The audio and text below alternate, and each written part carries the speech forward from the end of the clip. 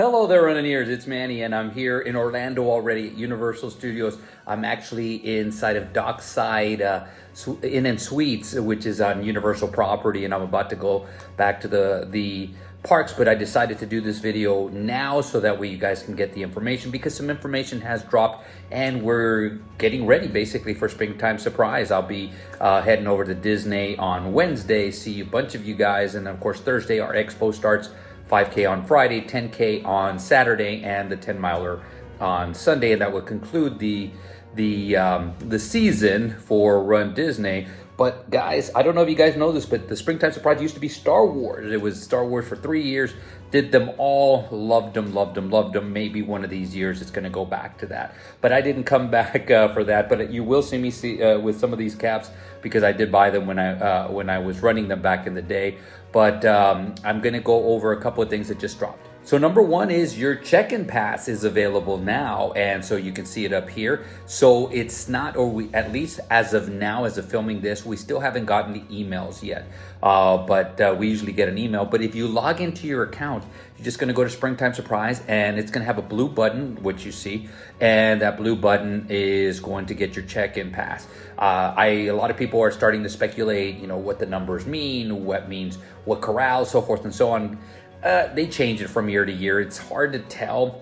And one of the reasons that they started changing it, I saw this post and it was actually 100% accurate, is people start bombarding them, because they used to tell us what the corrals were. They started bombarding them ahead of time saying, I'm in the wrong corral, blah, blah, blah, this and that. You should, do this. So if they do that, yeah, their phones are going to be clogged up. They're going to have a ton of emails. So that's why they wait until you get to the Expo to see that. So it's very simple. The only thing I have to say about that is, because I start in the back, but I start in the back by choice. Just train. If you train, you're going to be fine. Even if your training is lacking a little bit, just try to get up as far as you can in your corral. Have confidence in yourself, have faith in yourself, and again, if you see me out there, I'll encourage you as much as I can. Actually, I forgot. The check-in pass is what you're going to need to pick up your bib, and obviously you're going to have your bib number. Make sure you have your ID. The only exception to this rule is anybody when there's somebody's under the age of 18 and it's an adult, a parent, or a legal guardian who is actually picking up the bib for somebody that's younger. But you need your ID, so you can't just walk up there and give your bib number without your ID, because again, they won't give it to you then. And also, you're just going to need the check-in pass just for your bib. Once you get your bib, you will have a complete bib. It's going to be a top part that's going to actually, I believe it's a top or a bottom part. It's going to have your shirt information. You're going to go over to the next, where the actual Expo is, towards the back. Again, I've already said this. They make you go through the whole Expo. That way, those sellers can actually get more, more people seeing what they have. So hopefully stopping and buying stuff. But you go to the back so you can get your shirts, and make sure you get your shirts. Number one is you pay for them. Number two, they're going to give you a clear bag.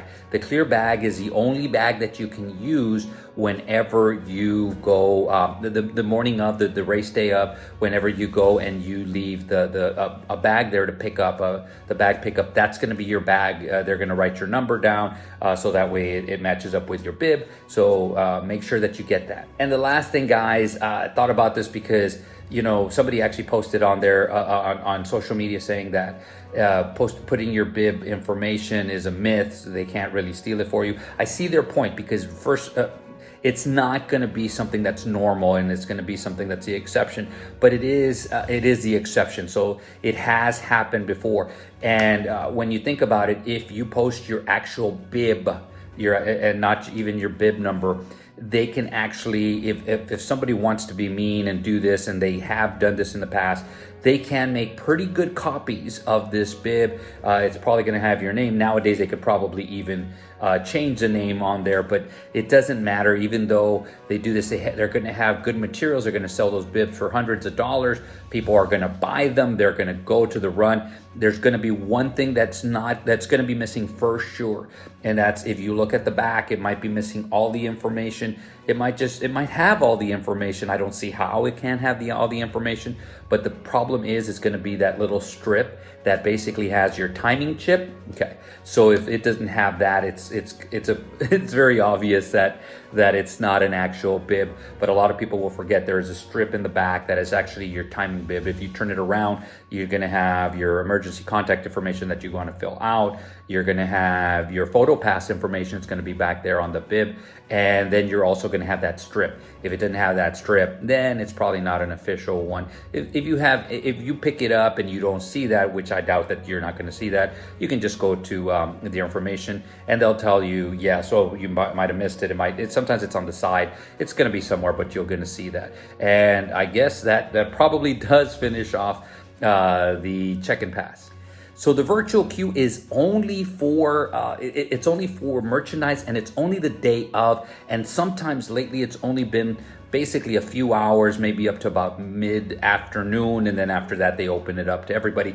What they do is just to make sure that they get the flow in correctly once it or the flow in better so that not everybody just goes in there at one time and they start grabbing stuff. Okay, guys. So when you get there, and I'm going to actually show you how you can get your virtual queue right now.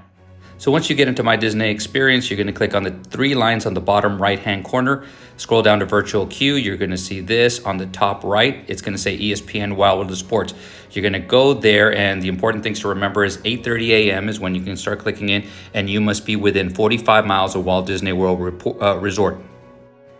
So as you can see, guys, it's already live, so you can actually see that you can get in there, and you can see the virtual queue. From what I understand is that they are now getting the number of people, so not the like they used to be the exact person. So if it was me and my nephew and then another friend of mine, I had to have them on My Disney Experience, and so I could add them. And so each one of them would have their own codes. It looks like now it's going to be one with the number of people. If that's the case, that's going to be great. But I would still make sure that you add all your people, just to make sure, because the morning of, you don't want to be scrambling trying to do that and trying to get them in. But that's your virtual queue. And remember, it's going to be 8:30. And that's when it's going to go live.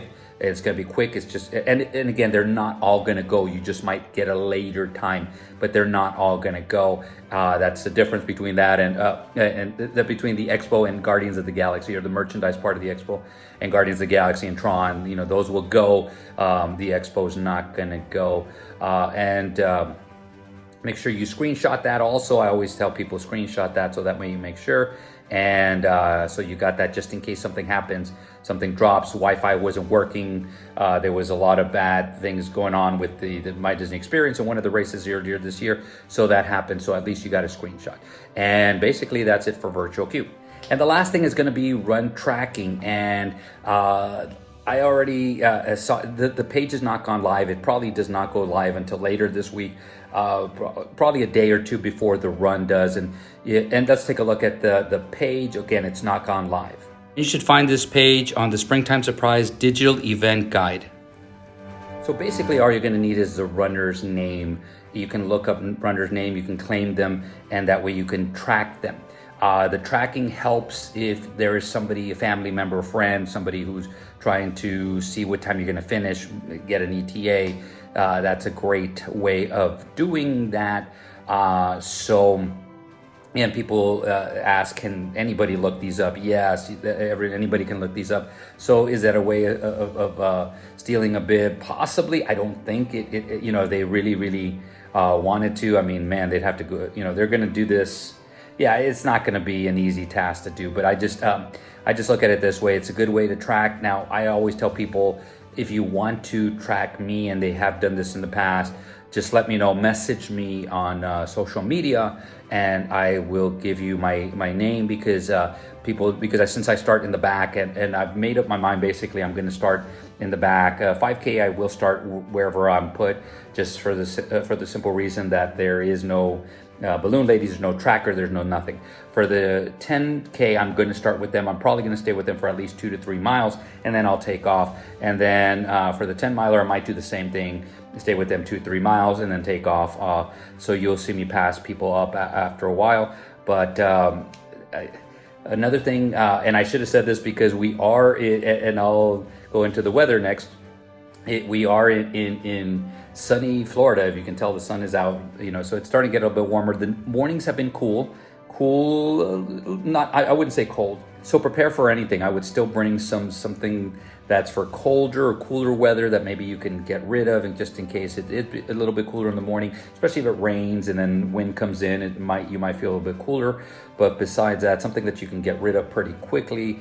Besides that, it's nice and warm in the afternoon right now. A lot of people are worried about, man, did you see on Sunday it's supposed to be in the 90s? Yeah, that's not till the afternoon. We'll be way done before then. When by the time we finish, it'll probably be in the mid 70s. That's going to be about the highest it's going to be once we finish. Possibly 80, but I don't think so. But and again, there is a time limit, 16-minute mile from whence the balloon ladies start at the very end. So we're talking about an hour after the first corral starts. So about 6. So I would say by 8:30 at the latest, everyone's going to be finished. So we're still going to be okay. If you do happen to forget anything, they have stuff at the Expo. Fit to Run has a lot of stuff. People have been asking about the bib boards. I love the bib boards because the time before, when I stopped using the pins, because it did mess up one of my bibs. It cut into it, it opened it up. I had to find a way to tape it and do this. It was for one of the Wine and Dine runs a few years back, and ever since then I've just been using board bibs. People have asked about any kind of magnets. I know they sell the magnets now. That's a possibility. I just don't know how much they'll move or anything. I just don't have any experience with that. So that's gonna be about it. Besides that, guys, I'm just going to say this. A lot of people, I see posts about, I'm very nervous, I'm very scared. What I really, really tell you, especially since, and I'm going to cross over 900 miles run after the 5K. So I have a lot of experience doing this. I'm pretty sure a lot of the people who have as much experience are going to tell you the same thing. Relax, just relax. Have fun with it. Just focus on what's in front of you. Don't worry about what's behind you. Once you start worrying about what's behind you, you're just going to lose your focus. You're going to get, your anxiety is going to go up. Your stress levels are going to go up. And that's not good for you, for your run.